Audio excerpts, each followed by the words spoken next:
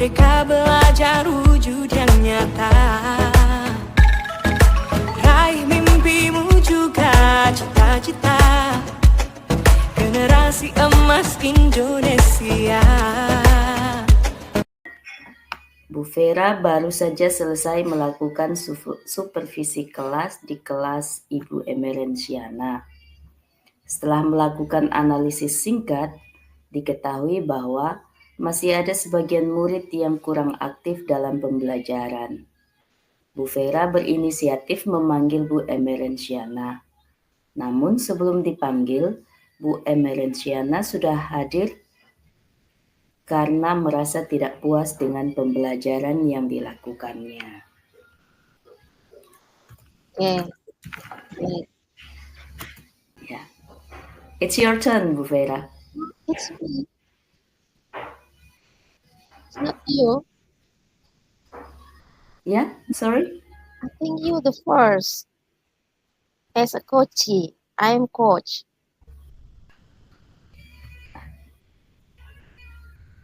Oh ya. Sorry. Selamat siang, Bu. Ya. Maaf mengganggu. Saya ingin bicara. Apakah ada waktu? Oh, silakan Ibu. Saya baru saja ingin memanggil Ibu Emerensiana. Bagaimana ya Ibu? Saya boleh duduk, Bu? Silakan Ibu. Silakan. Baik, Bu. Begini, Bu. Jujur saja, pada pembelajaran tadi, saya sudah merancangnya dengan sangat baik. Saya juga sudah menggunakan media pembelajaran dengan maksimal. Tapi, Ibu lihat kan, tadi masih saja ada siswa yang tidak terlibat aktif dalam pembelajaran. Jujur, Bu, saya kecewa sekali. Ya, benar Bu. Dari raut mukanya Ibu Emerensiana juga tampak kekecewaannya. Ya, saya melihat juga situasi itu. Jadi, apakah tujuan pembicaraan kita kali ini?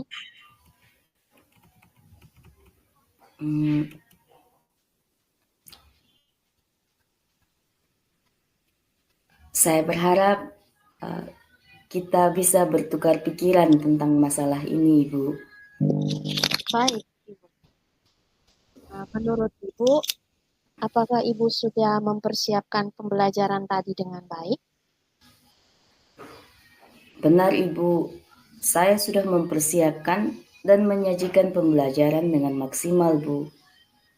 Tapi kenapa ya beberapa siswa itu tidak aktif? Saya lihat Ibu sudah melakukan diferensiasi di sana. Bisakah Ibu ceritakan sedikit diferensiasi apa saja yang Ibu buat? Saya melakukan diferensiasi konten dan proses dengan menganalisis profil belajar mereka, Bu. Menurut pengamatan Ibu Emerensiana sendiri, kira-kira apa yang menyebabkan siswa-siswa itu kurang aktif? Bukankah profil belajar mereka sudah Ibu akomodir semuanya? Benar, Ibu. Saya sudah melakukan yang terbaik. Namun, ketika saya menilai hasil pekerjaan mereka, ternyata masih jauh dari tujuan pembelajaran yang saya tetapkan, terutama untuk beberapa anak itu. Mereka bahkan tidak bisa menyelesaikan soal sederhana yang saya berikan. Mungkin apa ya, Ibu? Mungkin mereka belum paham dengan materi prasyaratnya ya, Bu ya. Maksudnya bagaimana ya? Ya begini, Bu. Sesungguhnya ini materi lanjutan. Sebelum masuk ke materi ini, siswa harusnya sudah memahami beberapa hal seperti simple present tense dan kata-kata sifat yang berhubungan dengan ciri-ciri seseorang atau sebuah benda. Saya kurang menganalisis kesiapan belajar murid, Bu. Saya seharusnya juga melakukan asesmen diagnostik awal yang berkaitan dengan kesiapan belajar itu, sehingga saya dapat mengakomodirnya di dalam modul ajar saya. Jadi saya pikir modul ajar saya menjadi kurang berterima ke semua siswa karena saya melupakan kesiapan belajar itu, Bu. Lalu bagaimana Ibu? Apa strategi Ibu untuk mengatasi ini?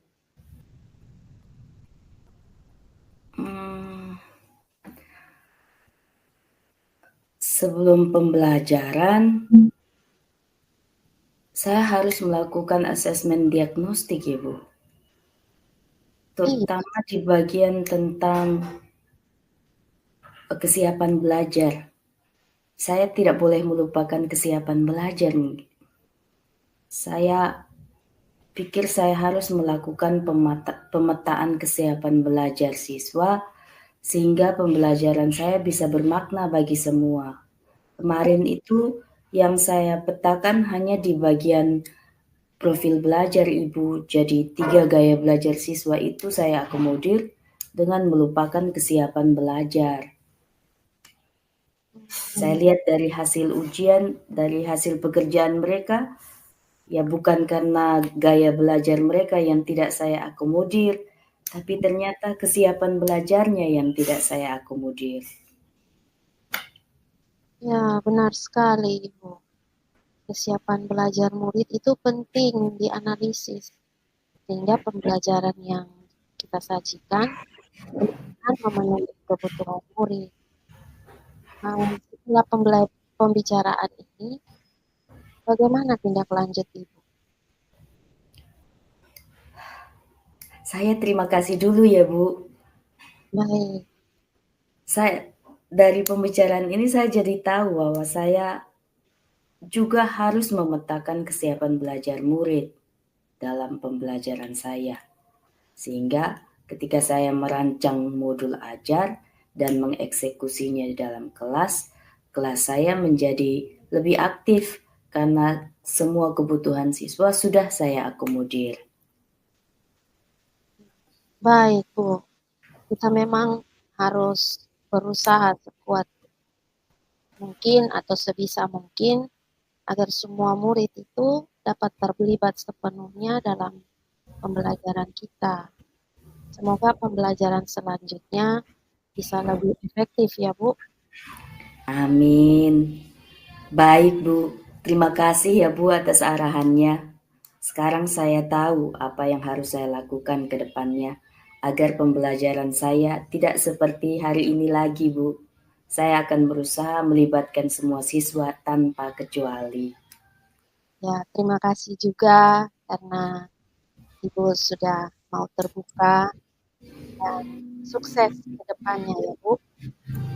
Terima kasih, Bu. Saya permisi, Bu. Saya sebagai guru bahasa Inggris baru saja menyelesaikan observasi oleh kepala sekolah dalam pembelajaran tentang menulis cerita sederhana. Pada observasi tersebut, tujuan pembelajaran tidak sepenuhnya tercapai. Kan ada 3 tujuan pembelajaran itu.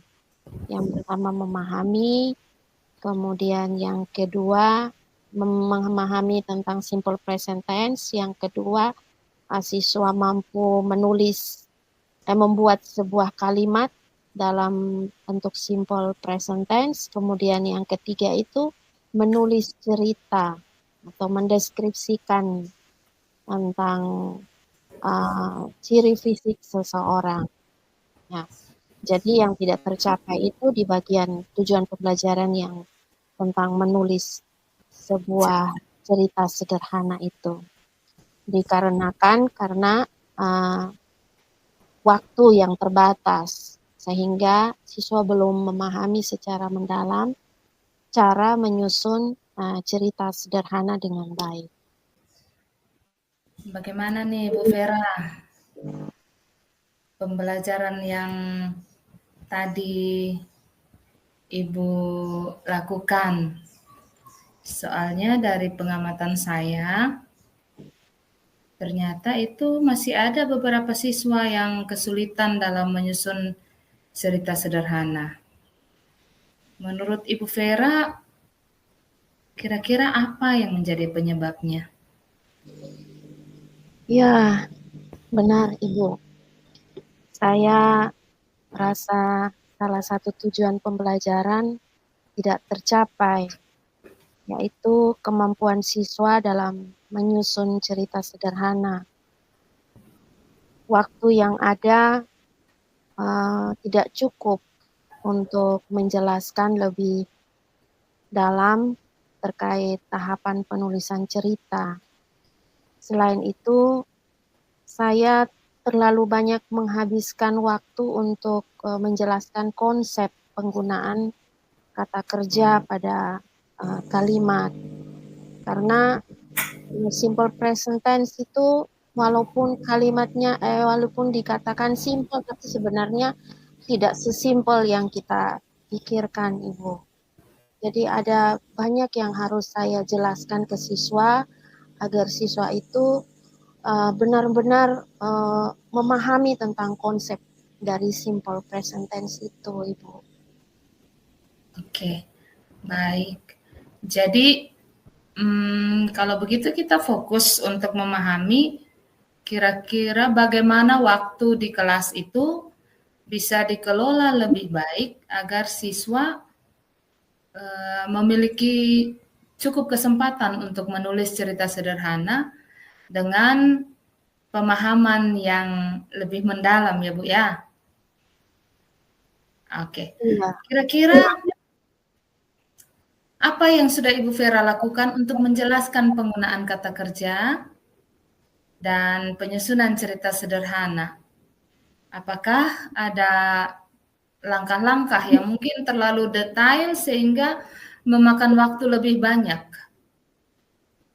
Saya waktu itu terlalu banyak menekankan pada penggunaan kata kerja yang tepat dalam kalimat. Karena itu saya menggunakan banyak waktu untuk menjelaskan contoh-contoh kalimat dan bagaimana memilih kata kerja yang sesuai. Akhirnya siswa kurang memiliki waktu untuk mempraktikkan menyusun cerita secara utuh. Begitu.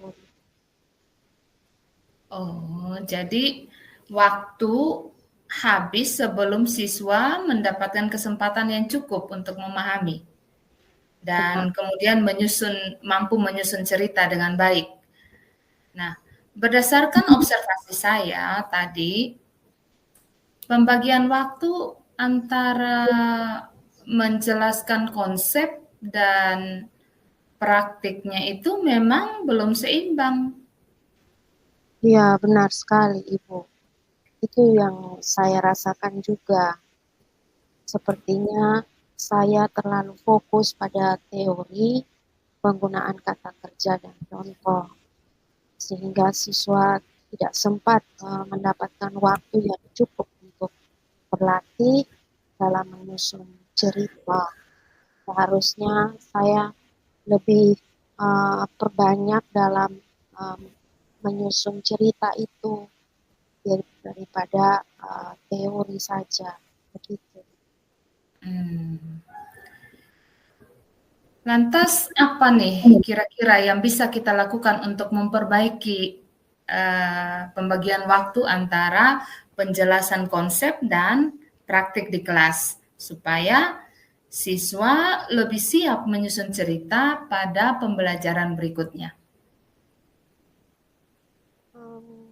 Saya bisa memperpendek waktu penjelasan teori dan memberikan lebih banyak contoh secara langsung.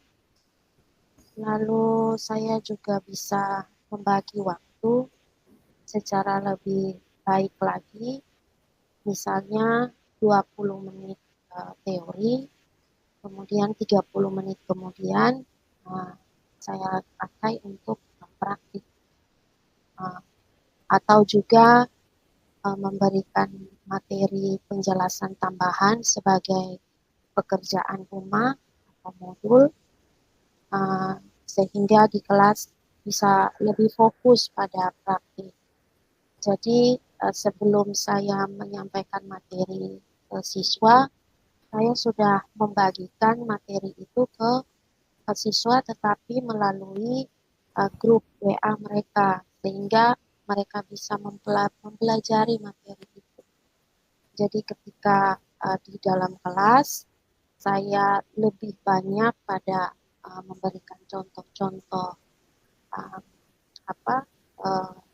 cerita, menyusun cerita secara sederhana. Gitu mungkin ya. Selain itu, mungkin saya juga bisa memecah tahapan pembelajaran. Misalnya di pertemuan pertama, fokus pada kata kerja saja dan membuat kalimat. Kemudian pada pertemuan berikutnya, itu saya fokus pada menyusun cerita, sehingga tidak semuanya dilakukan dalam satu pertemuan itu. Mungkin seperti itu. Ya, itu ide yang bagus, Bu. Kira-kira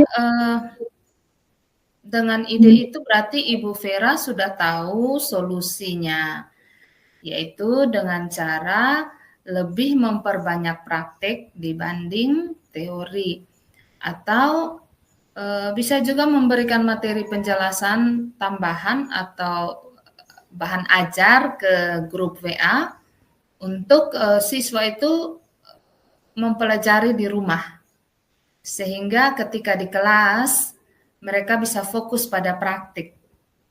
Mungkin benar begitu, Bu? Ya. Oke. Ya, benar, Ibu. Semoga bisa membantu siswa lebih siap sebelum praktik kelas ya, Ibu. Baik. Jadi rencana kita adalah memperpendek waktu teori di kelas, lalu fokus pada praktik dan memberikan tambahan materi sebagai pekerjaan rumah. Nah, kapan kira-kira Ibu Vera merasa siap untuk mencoba strategi ini dalam pembelajaran berikutnya?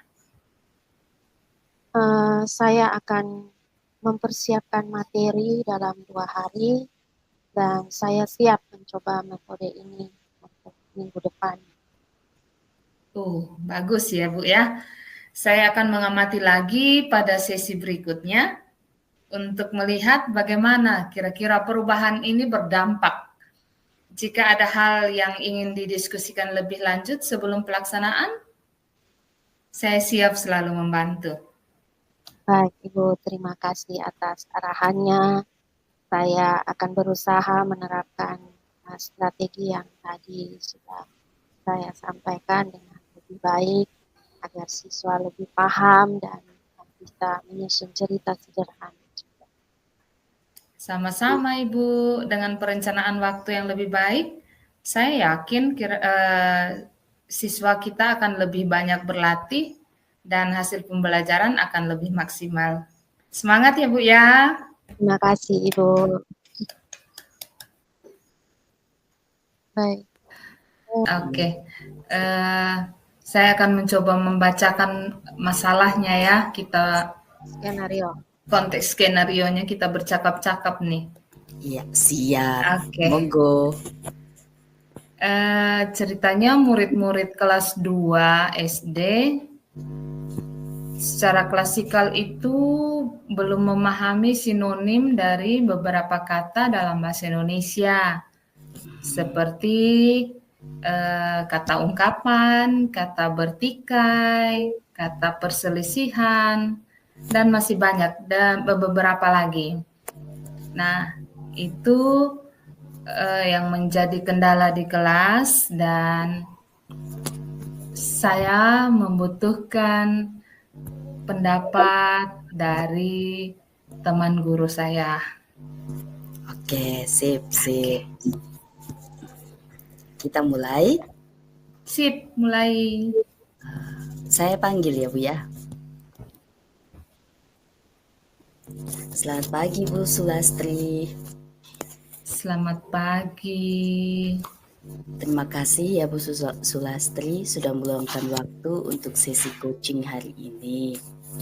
Saya ingin kita mulai dengan menciptakan suasana yang aman dan nyaman. Ibu Sulastri relax ya, ini bukan ujian Bu, ini bukan ujian. Duduk yang santai ya. Oke Ibu Sulastri, ada yang ingin Ibu sampaikan Bu? Pertama-tama terima kasih ya Bu ya. Saya sebenarnya cukup khawatir dengan murid-murid saya. Mereka itu masih kesulitan memahami beberapa kata seperti ungkapan, bertikai, perselisihan. Saya sudah mencoba beberapa cara, tapi mereka masih belum paham, Bu. Oh, mereka kesulitan memahami kata-kata itu. Iya, memahami sinonim, kata-kata itu. Ketika Ibu mengucapkan kata-kata itu, mereka bingung begitu? Iya. Oh ya, oke, saya catat ya Bu. Iya Bu. Ini informasi bagus nih Bu. Baiklah, saya lihat Ibu sangat khawatir. Mari kita coba identifikasi masalah ini lebih lanjut ya.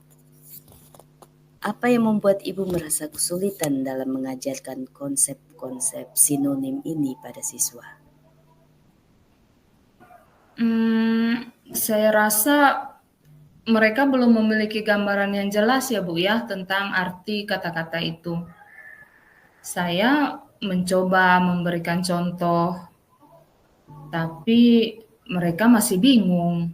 Selain itu, ya namanya juga anak SD kelas 2, lebih banyak bosannya kalau sudah terlalu lama belajar, maunya bermain.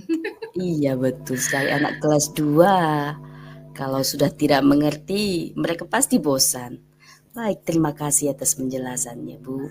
Jadi tantangannya Ibu saat ini adalah bagaimana membuat konsep sinonim itu menjadi lebih menarik sehingga mudah dipahami oleh siswa kelas 2. Begitu ya Bu?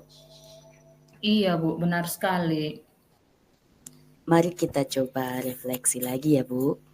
Apa saja sih yang sudah Ibu lakukan untuk mengatasi masalah ini? Saya sudah mencoba memberikan contoh kalimat, lalu membuat permainan kata, dan juga memberikan tugas rumah. Tapi hasilnya belum juga maksimal, Bu. Oh begitu ya, sudah dengan permainan kata juga? Iya, sudah dengan permainan kata atau mungkin karena permainan yang saya berikan itu belum sampai ke mereka ya Bu ya. Maksudnya belum sampai ke ranah permainan anak kelas 2 mungkin. Makanya apa yang mau saya sampaikan lewat permainan itu belum terjawab. Oh, mari kita pikirkan lagi ya Ibu. Ini informasinya sudah masuk nih. Dan ide-ide yang Ibu buat untuk membuat pembelajaran itu mudah dipahami sudah bagus sebenarnya. Mari kita cari alternatif yang lain ya, alternatif solusi yang lain. Menurut Ibu, bisakah membuat pembelajaran sinonim itu menjadi lebih menyenangkan dan efektif dengan media-media yang lain lagi? Apa mungkin saya bisa menggunakan gambar atau video untuk menjelaskan arti kata-kata tersebut ya Bu ya? Atau bisa juga dengan membuat cerita pendek yang menggunakan kata-kata yang ingin saya ajarkan. Itu ide bagus, Bu. Saya sepakat itu. Anak kelas 2 loh, Ibu. Pasti mereka lebih suka melihat yang bergerak, melihat gambar-gambar yang berwarna. Jadi, selain itu, bagaimana kalau kita melibatkan siswa secara aktif dalam pembelajaran? Wah, ide menarik itu, Bu. Saya rasa murid-murid saya akan lebih tertarik jika mereka bisa berkreasi sendiri. Misalnya dengan meminta mereka membuat kalimat sendiri menggunakan kata-kata yang sudah dipelajari. Saya setuju, Bu. Sekarang, mari kita buat rencana aksi yang lebih konkret. Mungkin Ibu punya ide lain, Ibu punya ide. Saya akan kembali mencoba dengan permainan, tapi lebih permainan yang akan saya buat lebih menyentuh ke anak kelas 2-nya, supaya tujuan apa yang ingin saya capai itu bisa terwujud. Misalnya minggu depan saya akan mencoba membuat sebuah permainan kartu yang berisi kata-kata sinonim. Ya, siswa bisa berpasangan mencari pasangan kata yang memiliki arti yang sama. Wah, itu bakal seru itu, Ibu. Menarik ya, Bu. Selain itu, jangan lupa ya, Bu, untuk memberikan umpan balik yang positif untuk semua siswa setiap kali mereka berhasil. Ini tentu akan meningkatkan motivasi belajar mereka ya. Baiklah, Bu. Saya akan melakukannya. Terima kasih banyak ya, Bu, sudah meluangkan waktu untuk bersama-sama menemukan solusi untuk masalah saya. Terima kasih untuk bantuannya. Sama-sama, Bu. Saya juga belajar banyak hari ini dari Ibu. Saya yakin Ibu akan berhasil mengatasi masalah ini. Jangan ragu untuk menghubungi saya lagi ya, Bu, jika Ibu membutuhkan bantuan. Sip, sudah pasti, Bu. Mohon maaf kalau nanti diganggu-ganggu terus jika ada kendala. Tidak apa-apa, Bu. Kita sama-sama belajar ya. Terima kasih, Bu. Terima kasih.